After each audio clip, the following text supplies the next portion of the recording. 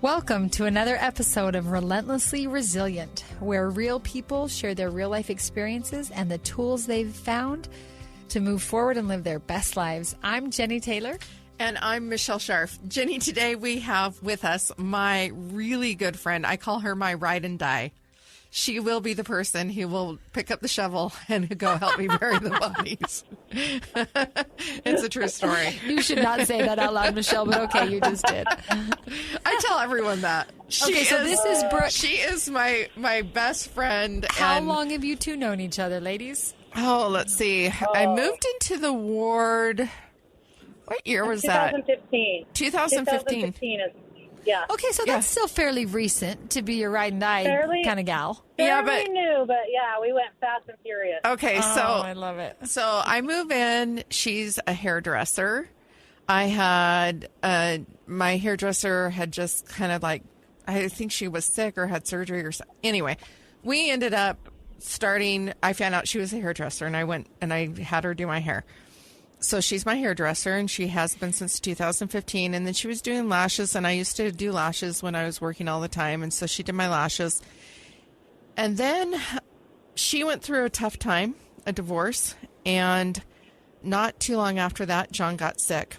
Oh, wow. But I loved her husband at the time, Scott. And Scott and John knew each other, and we went out to dinner and had some fun. And we were ward buddies at the time, and we worked together in different callings in the ward and neighbors. And then she ended up moving, and we just stayed friends. And when John died, she was the one that showed up and pulled me off the floor and said, "Girl, you've got to get to this funeral." And she did my hair, and she put me in a dress, and she sat me in the car and drove me to my husband's funeral. Oh, wow. And so you two have shared, even though it's been relatively a small number of years, that's a lot to go with: death, divorce, change of life for both of you. Yeah. That's the kind of and our kids have environment interacted. that could really bring you close. Our kids have interacted. She has a daughter who is in a friend group with my son, and they've kind of traveled in similar circles. And so, there's a lot of paths. There's a lot of little interconnections. Layovers. Yeah. But, mostly, she's been my hairstylist, so i.e. therapist, life coach. Right, Brooke? That's right. So I'm from another mister. I am really looking forward to this conversation today, ladies. Where are we going with this? What are we going to jump in and learn? Because I bet there's a lot of options. Brooke, there are a lot of options. But Brooke is, she's going to share with us something really personal to her. And one of the other interconnections that we share is that her and her sister serve on the Davis County, Friends of the Davis County Juvenile Justice Center board. And they dragged me in. Wow. Okay. We're not talking about the divorce. We're not talking about... No, we're not talking about anything. We're going a different direction. We are going a total different direction, very different for our show as well. Okay. And some really hard topic. So, Brooke, why don't you tell us the story? So I grew up in a traumatic home where physical violence and verbal abuse were prevalent. Within my own immediate family as well as extended family, we had a lot of sexual abuse situations that were going on. So I had a very traumatic childhood, but felt very fortunate as well because we put the fun in dysfunctional. And I felt... True story. I was a part of a really large, wonderful family, the youngest of 7 siblings. I'm an aunt to 45 nieces and nephews. So I was the wedding coordinator, and I was the babysitter, and I was the one that did the T-shirts at the family reunion, and just very much felt that family was who you could count on in life. And, friends come and go, but family is who you can count on, and that's who you can trust. So fast forward, I have a small family of 3 children. I've got a son and 2 daughters, and I had been married to a wonderful man Michelle mentioned, he is a great father and a really good friend of mine still to this day. We have managed to remain excellent friends. But our relationship had just come to an end. We had kind of grew up together and grew apart, and we're ending our marriage of 24 years. So it was a very emotional time, as you can imagine. A month after we announced our divorce, I found out about a very serious betrayal involving sexual abuse and my two daughters from within my side of the family. Oh, my gosh. So the therapist I went to immediately helped me understand what I was going through, because it was just, if you've ever been through divorce, you're leaving your entire network and support system that your extended family. People draw lines. They say, oh, I'm his friend, I'm her friend, I'm his ward neighbor, I'm her ward neighbor, whatever it is. People draw lines. You lose people. Yeah. Yes. You lose a network. And so by going through a divorce and then a month later going through this huge family betrayal, in which I had to get police involved, I became one of the people that the Children's Justice Center helps. And I will forever be grateful for that experience, how they helped my family and my daughters. But I had to sever all my ties with my family, my extended family, for a time period until the investigation was over. But that was just a huge, huge event in life, surrounded by other things. I mean, life was still going on, the normal life of my car broke down, or, I got fired from this client, or whatever it is, life still happens. But when you have huge, major life events and you don't know how you're going to start the next day, or even that you want to, you have to find somewhere deep inside of you some truth and something to hold on to about yourself, about your situation, about just what you know to be right or wrong. And you also have to have some serious forgiveness, because it was just such a dark, emotional place. Here, I had been a part of such a large family and large support network, to then be betrayed by that family. And I've got a very intelligent family. My mother was educated on a master's degree level, and very proud of her. She was a single mom, and yet she was the one that betrayed me the most, which was just horrible, because if anybody should love your children as much as you do, you would think and hope that it's your mother. So maybe a little background, and I don't know how much you want to share. We can take this out if you don't want to share it, but yeah, no. And I'm cautious because I know the story from you personally, but I want to be respectful of how much you want to share. But just for our listeners, I was thinking it might be a pertinent piece of the puzzle to say that she was going through this. She'd mentioned that she'd just left her marriage of 24 years. And the reason she was so betrayed is because the family had decided to keep the information from her. Oh, sorry. Yeah. They knew about the sexual abuse and made the conscious choice to not inform the mother of the two daughters that were involved in the actual abuse that took place. And that lie lasted a span of 2 years before I found out. And one of the reasons I ended my marriage is my first husband had been a victim of sexual abuse, and it just caused a series of problems, as you can imagine, in how to relate in an interpersonal relationship. So my mother was a licensed clinical social worker, and I trusted her opinion very, very much. And so to have her and another sibling purposely keep information from me that would help me in parenting my children felt just like the worst stab in the back. I had sat firsthand for 24 years in a marriage, shotgun to the effects of sexual abuse that can have on a person in their everyday life for years and years, just the degree and the layers that it affects an individual. And that was a lot of the struggle within my marriage. So I felt as though my mother and my sisters just willingly signed my daughters up for that same life. And that was a little bit more than I could handle emotionally. It was just a layer of betrayal that was so over the top. Yes, it was. And especially when you learn about a traumatic event, you're learning about something traumatizing. You have your own experience that has its own layers of trauma to it or surrounding that. And then you add in addition to the betrayal of people that you really love and trust.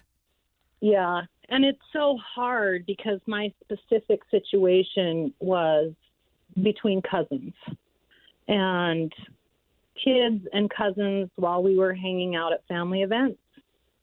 And a lot of my family, the majority, I would say 90%, felt I was trying to railroad the boys. I was trying to label or get them to possibly kill themselves. I got accused of destroying our good family name. I got accused of just all kinds of things, and things were said about my girls being promiscuous or just anything. It outraged me. Justifying the behavior or making it less abusive and more like kids will be kids.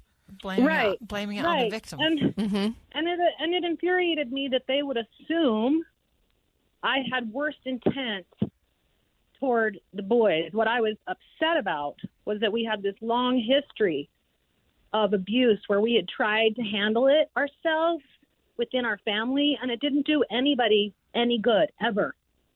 So it just perpetuates the problem. And I just wanted to have everybody come out into the public, into the open. Let's turn the lights on. Let's all come out of the corners and just say, this is what is, and let's find some safety plans and put them in place so that we can enjoy healthy relationships with one another. I wasn't looking to vilify anybody. I felt devastated that this conservative family group would think their religious efforts was all that was needed. And it didn't help the boys, it didn't help the girls, and it did not help our family dynamics at all. Yeah. So it just was a really, really low time. And what I did, I had to just strip away everything of, all my family traditions now. I had to start new family traditions. I had to get excited about a new life of possibilities. I had to look and say, okay, I don't have a relationship with a mother and sisters, and I don't have that anymore. And that was very, very painful because I valued it so much. But what I had was, and it's interesting because my family always teased me for being very social and, oh, you always have so many friends, Brooke. But what I had and what I noticed during that time is I had friends. I had my own support network that just was natural and by choice, people that you choose to be connected with and interact with. But I had just the most amazing, wonderful, supportive business and friends that I could count on. I started taking notes because when you're in such a devastating place, it's like you're at the bottom of the mountain and looking at the top and going, I got to climb that. How am I going to get there? You don't even know what tools you need to make the journey at the beginning. You can maybe guess a couple, but you just don't know. And so taking time to just be aware and intentional because everything was just so sad, what brings me joy? Well, I drink a chai chiller, and it's really silly. That dang thing, Michelle's giggling because she knows how addicted I am to that. That dang thing it just makes me happy. It does. And if you would like to try one, just go to the Daily Rise on Antelope and Main in Layton and just ask for the Brooke special. And I started that, by the way. So I would go get her when I would go to do my hair. And I would just say, I'm ordering Brooks. I need this. And I'm like, you guys should just name that the Brook. And they're like, okay. And so I started calling it that. And then they started serving it. And they know it now. They do. They even train their new staff to make the Brook. I've gone in and I've had somebody go, "You're the original?" Oh, wow. So I love it. I was there and I ordered one the other day, Brooke, and I'm like, "Oh, you're new." I'm like, "And you know it?" And they're like, "Oh, yeah." That is so awesome. Yeah. They're trained. I know. I love it. So it's so fun. It's things like that. I noticed that I was being told that I was this bad person, that I'm vengeful because I wanted to help these kids and I wanted to help victims. So I joined the Children's Justice Center, Friends of the Children's Justice Board, a way that I can help. That brings me joy knowing that I'm not going to convince anybody that my version of what was right and wrong for this situation is what needed to happen, but I can stand up for victims. I can bring a voice to such a dynamic problem, and that makes happy. Us feel good, right? We get to fundraise for the board to help fund the special services. It does. Special counseling services or whatever a child might need that has been harmed by abuse. And it's a good cause. The Justice Center is, we could go on and on about them and the services that they provide, and I encourage every listener to just familiarize yourself with who they are and where they're at in your county, and just be aware that they have just so many valuable resources that are really there to help protect the victims so that we stop perpetuating victimization. One of the things that is very frustrating for me is, even though I wasn't trying to be spiteful or vindictive, I and my girls are still the awful uncomfortable when we walk into the room. It's been, 6-7 years now. I don't know. Somebody do the math. Since this all came out, and we are still treated as though we are the ones that did something wrong. We are the ones that it's uncomfortable to be around. The perpetrators in this case have all been embraced and accepted. They were continually part of the family parties and events where the victims, in this case, were separate, and it was very uncomfortable. So finding things that are true for me, help me get through it, and not, finding that joy, knowing that, like, I'm a good friend. I follow through. I mean, everything about your character is put in question when you're going through these life events that are so traumatic, and you just have to hang on to what in your gut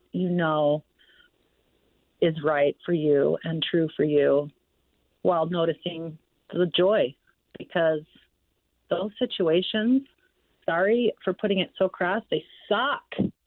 They are lonely and just desperate times, and you have such a low vibrational energy while you're going through those that it sometimes brings other things. Because I was single, started a relationship with somebody that just was not great quality for me, and again, learned some really great lessons in that. But that's part of going through that trauma. Those things just happen, and you have to give yourself a little bit of grace. I have to look at myself and say, okay, Brooke, you were having a really, really horrible time in your life when I was completely isolated without a support system.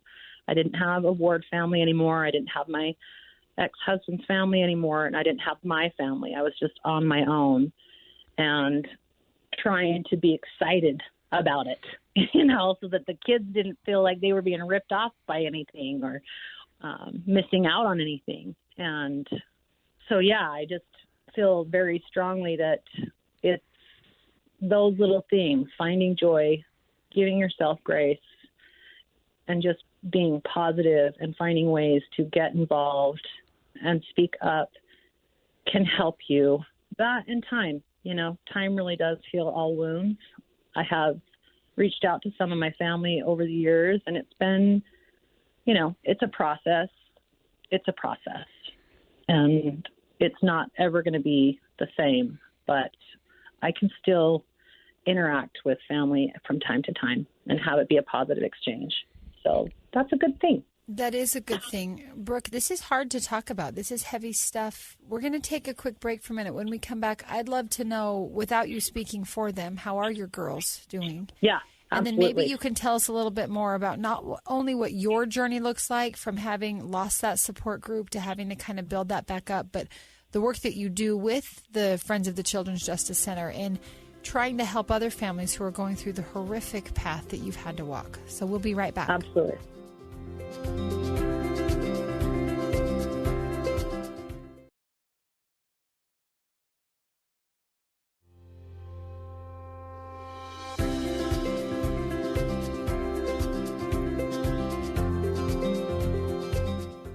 And we're back. Brooke, thank you for sharing this. Yes. This can't be easy to talk about. I know it's not always easy to listen to. It's uncomfortable. I know what you're saying when you talk of the family dynamic. In a divorce, people take sides, or if an accusation is made, we tend to take sides, and how ostracized you and your girls must have felt. Can you tell us how they're doing? And again, I know I wouldn't want you to put words in their mouth or represent their story for them, but my heart goes out to these young girls to say, oh my gosh, like you said with your husband, this can plague you for years and years and a lifetime. Can you tell us how they're doing and what that process looks like? Yeah, it is a lifelong process, and there's going to be days and times when they are fine and they've dealt with the different components of their situations and they seem fine and happy and adjusted. Then there are moments that they don't, and their whole life is falling apart. They're in a fight or flight response, and they're just hurting, full of pain. So it just depends and varies. Overall, I would say they're okay. They're two very different girls, and they had two very different experiences. And so, I have different fears for each one of them, and I have different hopes for each one of them.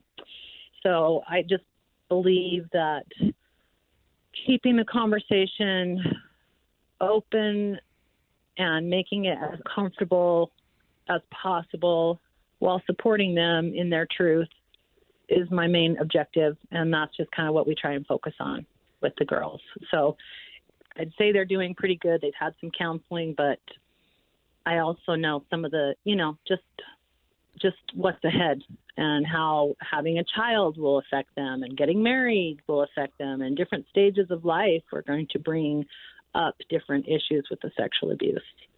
So that's what we can expect. It sounds so much like somebody asking me and Michelle, how are your kids doing after their dad dies? And, right. And knowing that it's going to come back in waves and periods of growth and time and certain milestones in their life. Maybe you and Michelle can talk to me and the rest of our listeners. What are some things we can look for? Obviously, a lot of times the abuse is hidden. I'm curious. Gosh. I'm curious. How did you find out about it? What brought it to light after so long of it being in secrecy? And what are some things? Maybe we know someone who's been through some kind of a sexual trauma in the past or some kind of abuse.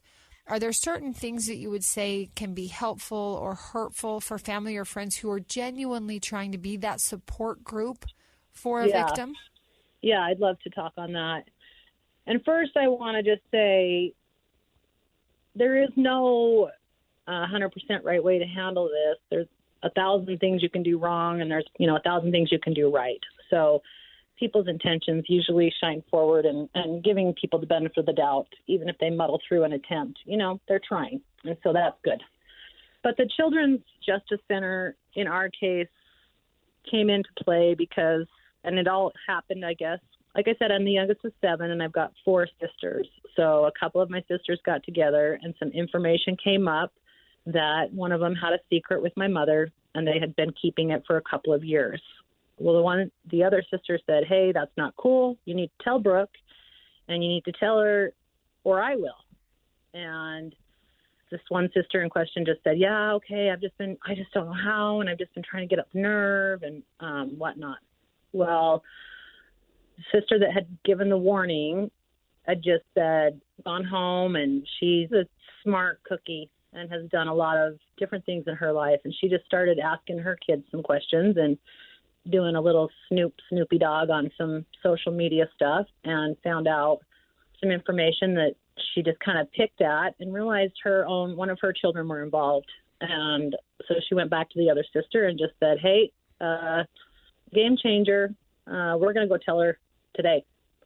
So this is happening, and we're going to just get this all out in the open. And so they messaged me and said, hey, what are you doing after work? Can we bring you a Brooke? And I never turned down a Brooke, so I was suspicious, but I was like, sure, yeah, you can come and we'll talk. And they came to the salon and sat there and told me what had happened, and I honestly didn't know where to turn. I called the CJC. I called the police and turned them in, and they turned me over to the CJC. My main goal in using the CJC, and I absolutely think the number one value, in my opinion, to the CJC is that it gives the victim an opportunity to go to one place. They bring the medical personnel, they bring the legal personnel, they bring everybody that needs to hear the story to this one place in a very safe, family-friendly, easy environment that's just completely non-threatening. And they let the victim tell their story one time, and it's recorded with these witnesses in there so that it is admissible in court if it needs to be. And I just think that that's huge, because one of the ways we re-victimize victims is by making them tell the story over and over. You know, you have to tell this detective, then you have to tell that detective, then you have to tell the court and the judge, you have to explain it.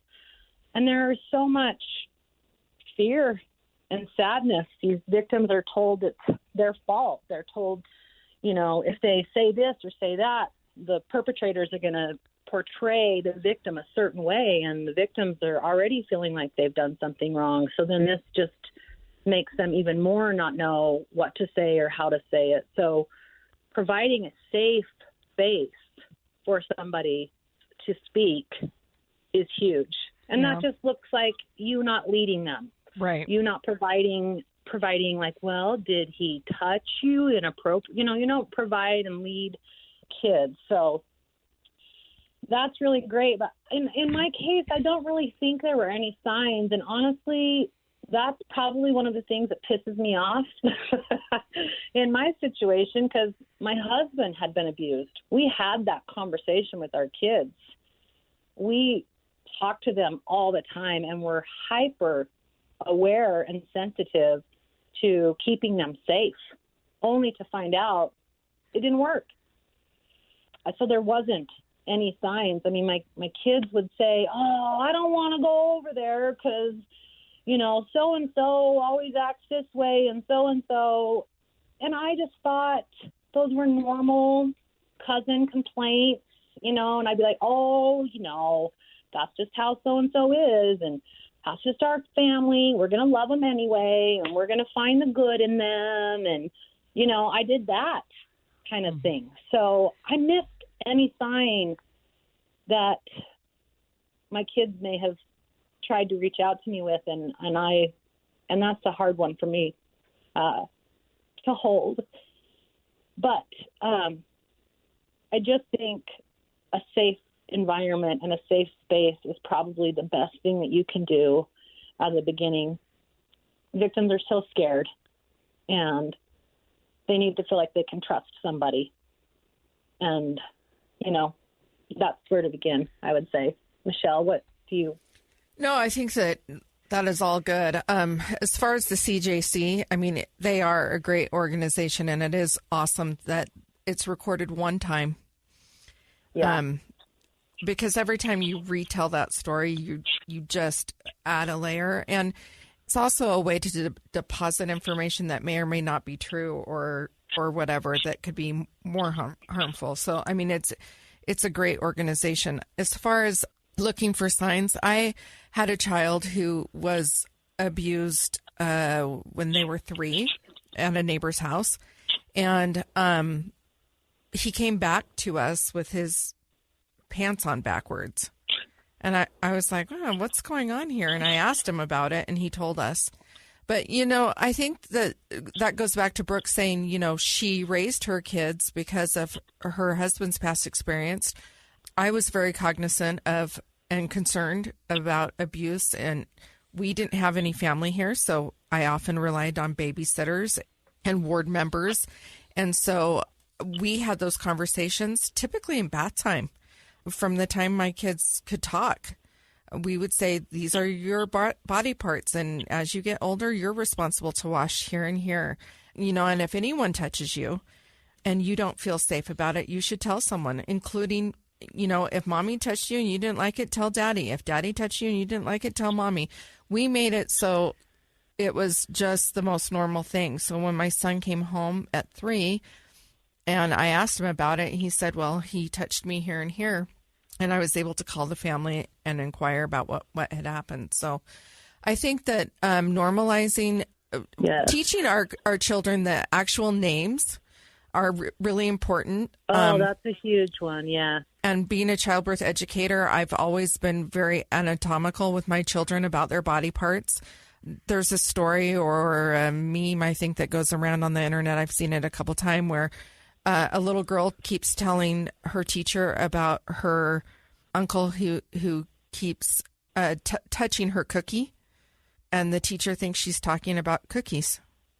And that's not what she was talking about at all. Yeah. And so it's really important to be correct when we speak to children about our body parts and to teach them what is appropriate touch and what is not appropriate touch. My daughters and my daughter-in-law teach my grandchildren that they do not have to hug or kiss anybody. So, typically in families, you're like, hugs, kisses out the door. We offer that to our grandchildren. But if they say no, we accept the refusal. There's not that pressure. There's no pressure.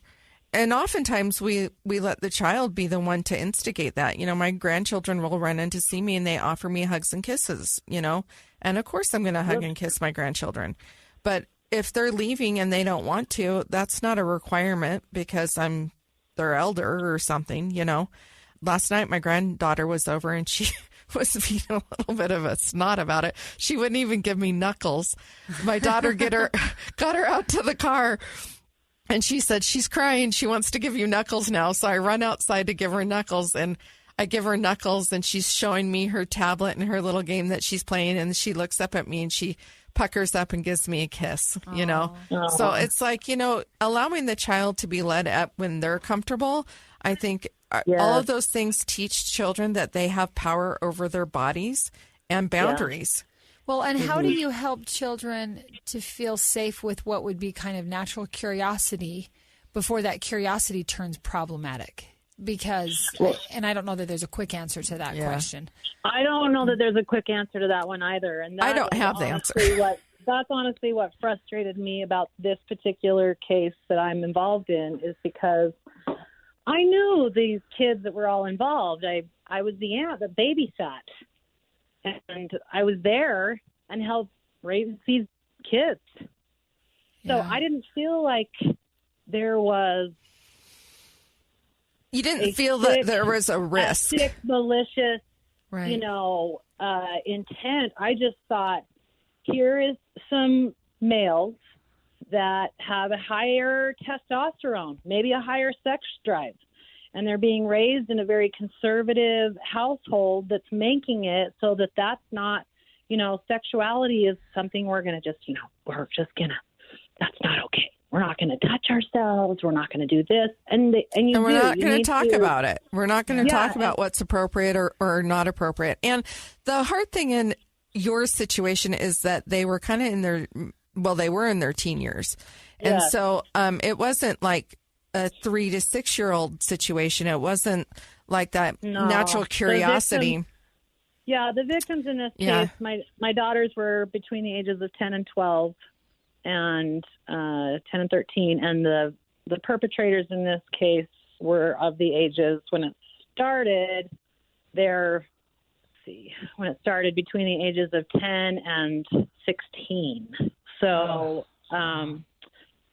So it was a situation, and not everybody was charged and findings were brought out. But it was just, for me, I just wanted to say it's okay to be curious about the opposite sex. It's okay to enjoy your sexuality, and that should be something we're teaching our kids as well. But we have to do it respectfully.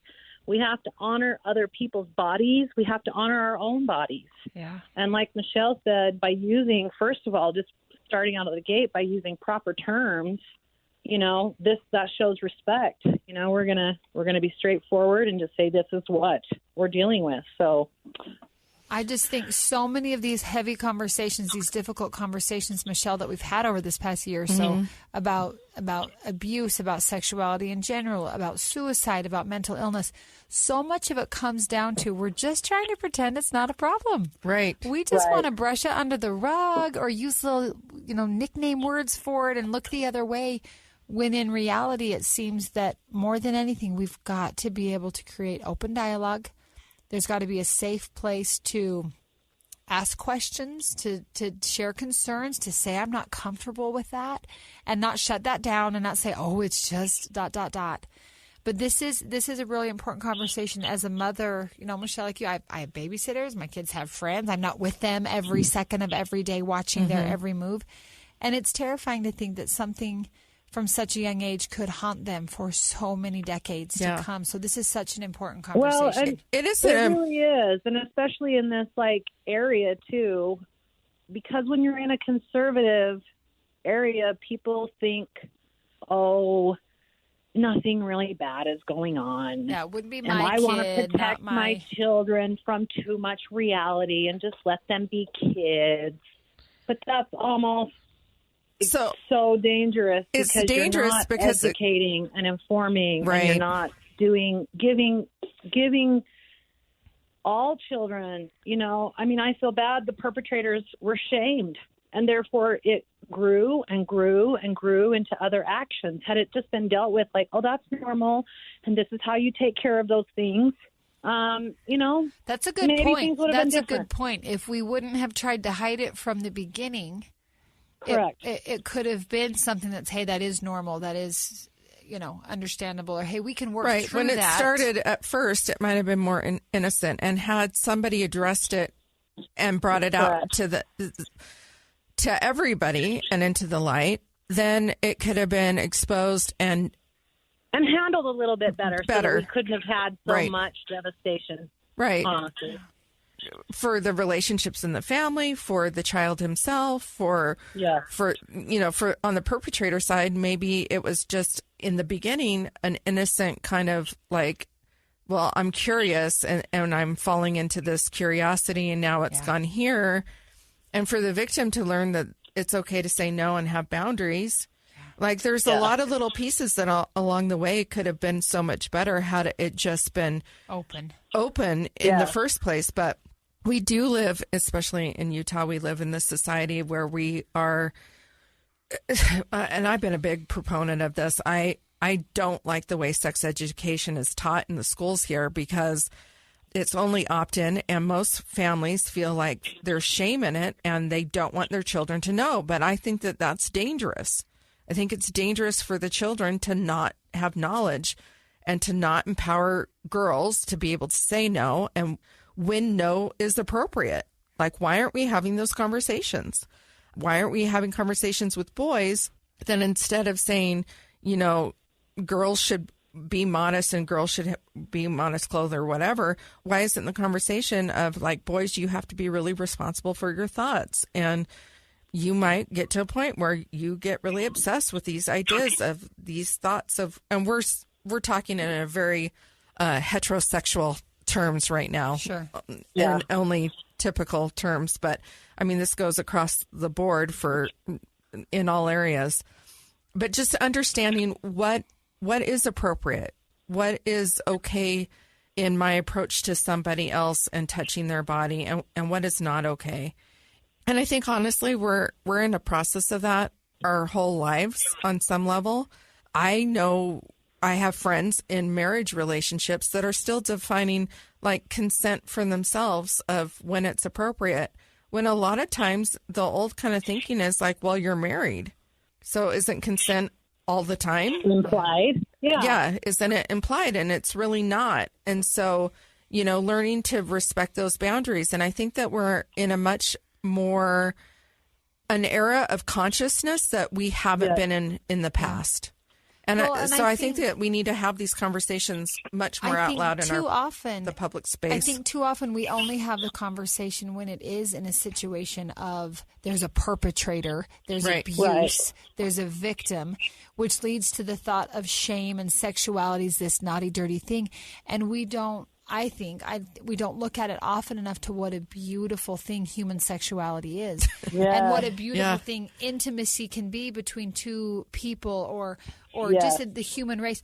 We don't, because we make it taboo, we make it hush hush, we don't. And I think that is a disservice to our children, but also a disservice that I think can carry on into adulthood as well. And I think we do have a lot of room to grow. Michelle, like you said, I think we're better at it now than we were a generation ago. We're definitely not there yet.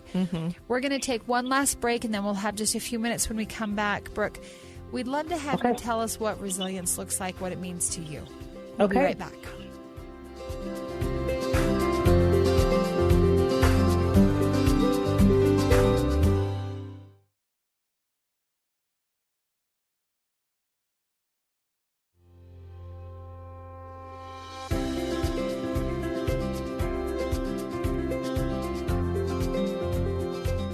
All right, Brooke, this is always the question that we could answer concisely or take hours and hours to go over. What have you learned through all of this and the rest of your life's experiences? What would you tell us resilience means to you? Resilience means showing up for yourself. Oh, I love that. Mm-hmm. Yeah. If you tell yourself, okay, I'm starting a new diet on Monday, and I'm going to do this because this is just something that's really bothering me. I don't like how I've been eating lately. I don't like how I've been feeling. And I'm going to do this. This is a goal, and I'm going to do it. You have to show up for yourself. There's nobody, not your mother, not your father, not your sister, not your best friend. Nobody is going to show up for you and say, hey, it's Monday morning. Let's start that diet. Let's get you going. I mean, possibly a coach if you paid them money to do it. But it's every little thing. So if you say, you know what, I am not going to tolerate toxic relationships that can potentially cause problems for me, then don't tolerate it. Show up for yourself and honor yourself, and that gives you personal power. It helps you remember who you are every day, and it starts by just those little things that you tell yourself and those little things that you do. So. Absolutely. I love that so much. I love that you brought that up. And even in the act of showing up for yourself, you can hire a coach or a therapist or whatever. And that is showing up for yourself. I was going to say that can be a tool that you're implementing. But I think what Brooke's saying also is then it comes down to you got to show up for the coach for yourself. Right. I can absolutely. hire the coach and I can pay the Weight Watchers or whoever it is. Right. But at the end of the day, it's me. Right. I'm at the the one end of the day, you're me. accountable. Right. Part of what I was talking about earlier in noticing what brings me joy and getting my chai is that is how I'm showing up for me. That is how I'm getting help. Those are my tools. So if I'm feeling crappy, I know because I've actually got a note on my phone, who are my top 5 friends, my absolute ride or die people that I trust implicitly with everything. And I will call them if I need, if I'm like, I'm just feeling this and I just can't do it today. I just can't do it. I need a pat on the back. I need an atta girl. I know who I can call. If I'm just like obsessing about something, I know I can go get on a hike and let it out and work through it. It's all tools, recognizing what tools work for you and then using those to show up for yourself. And you almost have to remind yourself, at least for me, I'm loving that you say you have a note on your phone or whatever. Shortly before my husband died, he asked me a question that really was impossible for me to answer. I had no answer. He asked me, what are your coping mechanisms? because I'd been really struggling, and he was in Afghanistan, and I was home with the kids, and I went on and on about how hard and overwhelmed and everything. And he, very lovingly but very geniusly said, hey, so what are you going to do about it? More or less. And I had nothing. In that moment, I couldn't think of a thing, a drink, a person, an activity. I could think of nothing that I thought could help me out of that funk. And I realized that's where I had gone the most wrong. Because when you get to that dark place, it's too late. You can't answer that question. Yep. And so his asking me that question, fortuitously led me to thinking to really, I got to have some kind of coping mechanism. Come on. And I wrote down several things. And as I wrote down a couple things, I could think of a couple more things. And I think I was looking for this magic switch that this coping mechanism would solve my world's problems, when in reality it might be I just need to go to Fizz and buy a fruity drink, or your chai, or sit down and play the piano, or turn on a song and go run for a minute. But in that moment of that darkness and overwhelm of my life, I could not answer that question. I had zero resilience. And one of the greatest tools Brent, gave me, having died weeks later, was the fact that he asked me that question because it resonated in my head. What are my coping mechanisms might not be yours, and that's okay. And mine this year might change by next year, and they might not match up into the self-help book on the shelf, and that's okay. But we've all got to take some time and ask ourselves, what am I going to do about it? Because life is going to throw you a curveball. There's going to be horrible, awful betrayal, tragedy, depression. Everything's going to hit us. What tools do we have? Whether it's 5 friends to call, or a beverage to go drink, or a workout or something. All of us, when we're not in that deep, dark funk, need to think of what are my ways to show up for myself when I get back there. And so that's where I love your definition of resilience. I'm going to show up for myself. How am I going to do that? That might be a good question for all of our listeners, me and Michelle included, Kellyanne here, our producer, to think about. How do I show up for myself? Big things, little things, expensive things, easy things. Let's make a list. Make a list. Well, I love that she pointed out. By showing up for yourself, you're creating a legacy. Can I just add this? Yeah. I'm showing my girls how to show up for themselves, and I'm showing them that it's okay. I'm showing them that little by little, you just put this little thing in place, and you put that little thing in place, and it might not seem like you can achieve it, but you can. And that's a legacy, right? That's giving. If it's good for me to show up for myself, it's going to be good for them to show up for themselves. So, well, and giving us that layer of permission, right? And Brooke was actually at my vision board. We recorded a podcast a few shows ago about the vision board class that I did. And you were there, and it's part of that self-love piece that we talked about. Yes, learning absolutely. to love ourselves and giving yourself grace for where you're at. Yep. And knowing that you are going to show up one day a little bit, like maybe 10%, and another day you're going to show up at 90%, and it's okay. Yep. To love ourselves for where we are, exactly where we're at. I love that right now.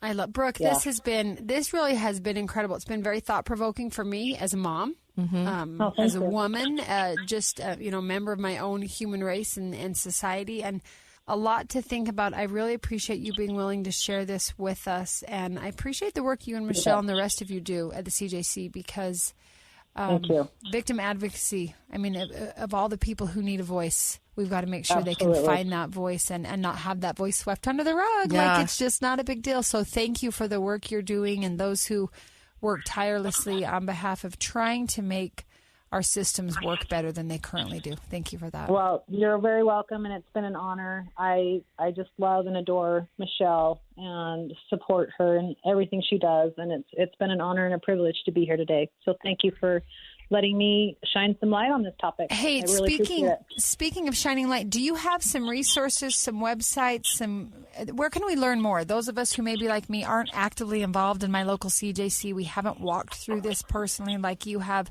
Where can you point us? Almost every county has a CJC, and so that county you would just look up, like just Google Davis County. Yep, okay. Weber County has the CJC.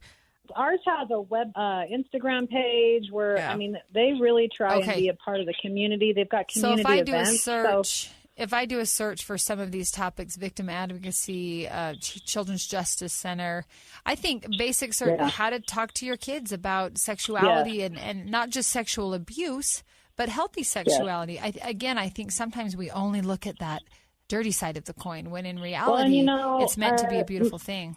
Yeah, and actually, Michelle, that's a really good note for us, a little side note on maybe how we can help initiate that conversation in families on how to have healthy conversations. I think there's a lot of parents like me that would say, could you help me? I'm trying, but man, I could sure use some more guidance. Well, because we don't get taught this stuff. No. We don't get taught we don't it, talk about it and we don't encourage it.